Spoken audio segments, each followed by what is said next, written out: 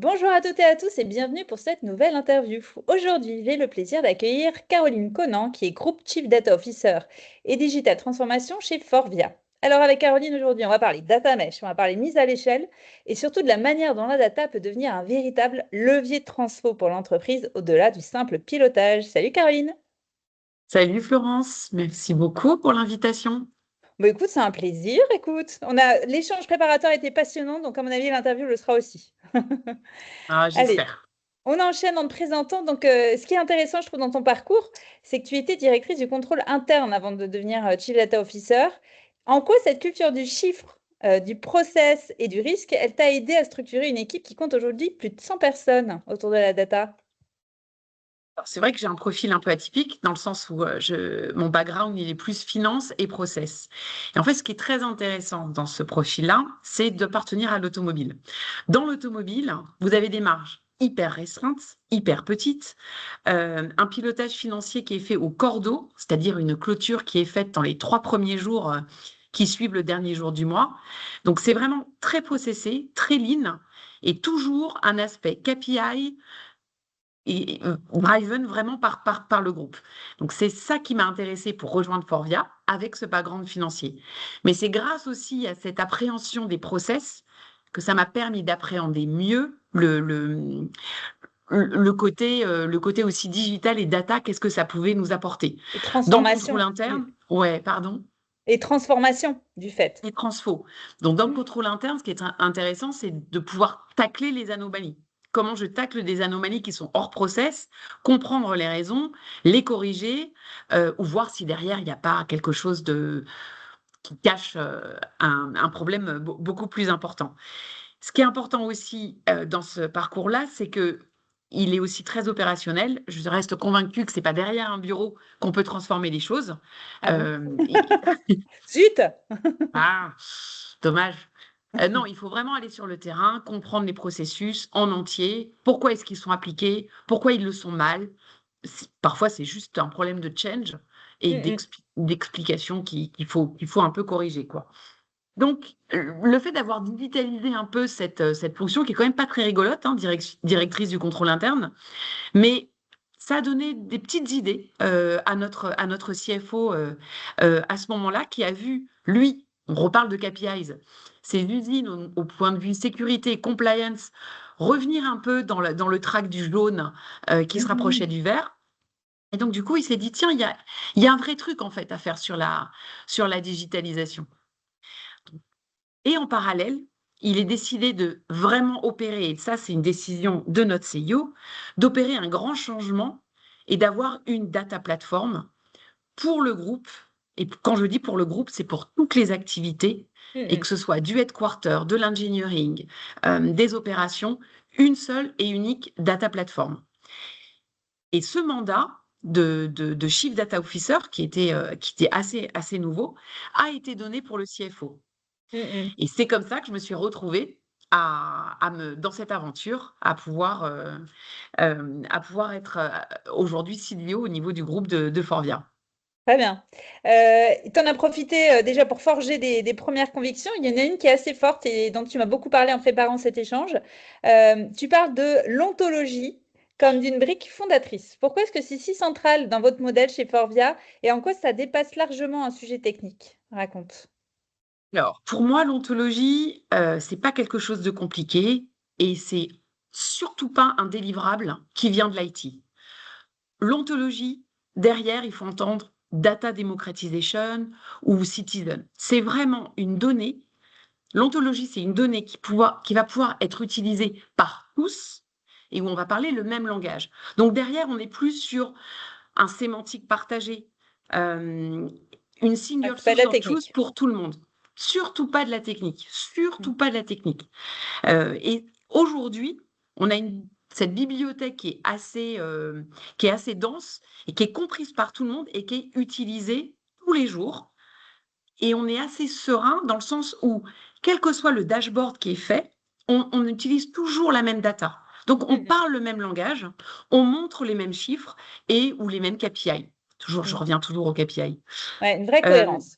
Très bien. une vraie cohérence. Et sans cet alignement, ben, entre les opérations, les gens des opérationnels et des domaines, on on n'est pas on ne peut pas fournir quelque chose sur lequel les gens vont travailler de façon sereine et certaine. Donc c'est Mmh. une grande force. Je crois en cette force de l'ontologie qui est faite avec les métiers, en totale collaboration. Très bien. En termes d'organisation, tu as mis en place un data mesh très, très structuré, donc avec, 12 VP, nommés data owners. C'est quoi leur véritable pouvoir et comment est-ce que vous avez réussi à converger vers, un dataset unique en seulement 4 mois? Ce qui est un joli défi. Alors, la force un peu de ce projet pour commencer, c'est vraiment le tone of the top. Le fait que ce soit une décision qui parte du plus haut, Mmh. c'est-à-dire de notre CIO, qui croyait très fortement à l'ontologie, hein. Donc vraiment, c'était un concept qu'il avait déjà, lui, tout à fait compris. Il a demandé expressément à chaque membre de son COMEX de nommer quelqu'un qui sera le data owner. Le data owner de la fonction, c'est celui qui a l'autorité et aussi le pouvoir de changer un process, ce qui est extrêmement important. Ouais, il est au bon cran pour pouvoir le changer. Exactement, exactement. Il est Ça, clé dans c'est notre dispositif. ouais, Et là où il est en renforcé, c'est avec ces data managers qui sont, eux, on va dire, les vrais fournisseurs de cette ontologie, les gens sur lesquels on va se baser pour les comprendre les opérationnels, plus spécifications opérationnels. opérationnellement, et qui vont, à la fin, mettre leur coup de tampon pour dire, c'est bien la single source of truth, vous pouvez l'utiliser en toute sérénité. Très bien. Vous avez aussi créé, ça je trouve ça aussi intéressant dans la sémantique, un business transformation studio où, ce sont les métiers qui viennent pitcher leurs projets data devant le COMEX. Alors vas-y, raconte-nous.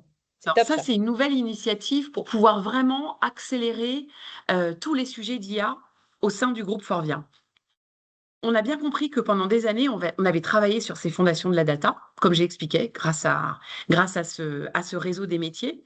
Maintenant, on est prêt à vraiment capitaliser dessus et embarquer le business pour bien utiliser l'IA et transformer surtout leurs fonctions. Ouais, avoir des cas Donc d'usage. aujourd'hui, pas des cas d'usage. L'idée, c'est vraiment des projets structurants et transformants pour le groupe.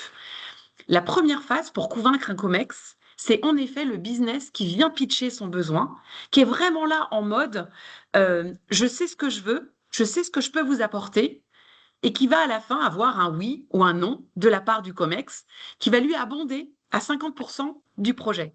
Et ça, c'est vraiment, vraiment disruptif chez nous. Ça, c'est génial. Donc le COMEX finance 50 de chaque sprint, et une des grandes, particularités aussi, enfin, tu vas nous les raconter d'ailleurs. En quoi ce modèle, il change radicalement la donne par rapport à un budget data classique? Parce que normalement, on a le budget data et voilà et c'est tout. Mais là, il y a le COMEX qui abonde, de moitié dans les projets qui sont lancés et portés par les métiers. Donc là, la première, pour moi, ce qui est vraiment clé, c'est cette exposition au COMEX, qui n'a encore jamais été faite à ce niveau-là.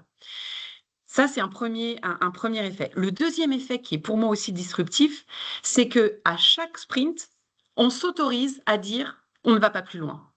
Et ça, c'est hyper nouveau pour nous. Ouais. Quand un client interne vient nous voir et qu'on se décide à mettre un projet, je suis obligée de le border parfaitement avec les équipes. Enfin, c'est les équipes qui vont le border parfaitement pour être sûr d'avoir 100% de chance de délivrer. Là, aujourd'hui, on s'autorise des projets plus grands, plus impactants et plus transformants.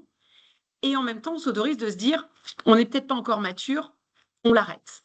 Ça, c'est nouveau. Et la troisième, c'est exactement ce que tu viens de dire, c'est le principe de funding. Normalement, le client interne, il a son budget digital et il le finance à 100%.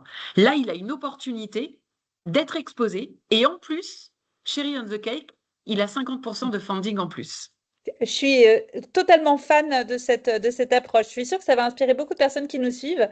Tu disais tout à l'heure, vous laissez la possibilité de stopper un projet en cours de route. Et alors là, tout de suite, moi, je me dis: «Ouh là, des fois, pour les équipes, ça doit être, peut-être frustrant, en apparence, de devoir stopper quand on leur dit, enfin, ouais, il y a pas de frustration à gérer derrière?» Pas du tout. Au contraire, les équipes sont plutôt rassurées. Elles se sentent plus à l'aise pour innover, être plus force de proposition, pour Elles ont moins pouvoir la pression, en s'autoriser fait. d'explorer. Pardon? On a moins la pression, en fait. Comme on peut dire: «On peut Exactement. s'arrêter», ouais. on peut expérimenter, on peut explorer avec évidemment des grandes assises, mais c'est là la force, c'est la légitimité, la maturité des équipes qui, je pense, est reconnue en leur proposant aussi ce modèle-là de la part du COMEX. Donc ça, c'est aussi très intéressant. Mais c'est l'inverse. Elle s'enlève une pression complètement inutile d'avoir des délivrables absolus, absolus. Là, c'est vraiment explorons, parce qu'ils ont aussi cette expertise, explorons, voyons ce que ça donne, et de se dire, on a le droit de dire non, on arrête, c'est des conditions hyper intéressantes pour eux. Et ils sont rassurés, oui, en effet. C'est du vrai test and learn, voilà, c'est toute la beauté de la démarche et qui est voilà, pas simple à mettre en place. Dis-moi, pour terminer cet échange, j'ai une dernière question. S'il y a un autre Chief Data Officer qui, comme moi, te dit, ah non, mais j'adore l'idée du Business Transformation Studio, je vais essayer de faire ça dans mon organisation, qu'est-ce que tu lui donnerais comme conseil? En gros, si tu le refaisais une nouvelle fois, toi, qu'est-ce que tu changerais? Tu vois, est-ce qu'il y a des loups? Bah, il n'y a pas de loup pour l'instant. On l'a mis en place et ça fédère plutôt pas mal. La preuve, le pipeline au niveau des projets, il y a pas mal de gens qui viennent toquer à la porte. Donc ça, c'est très, très bon Très bien. signe.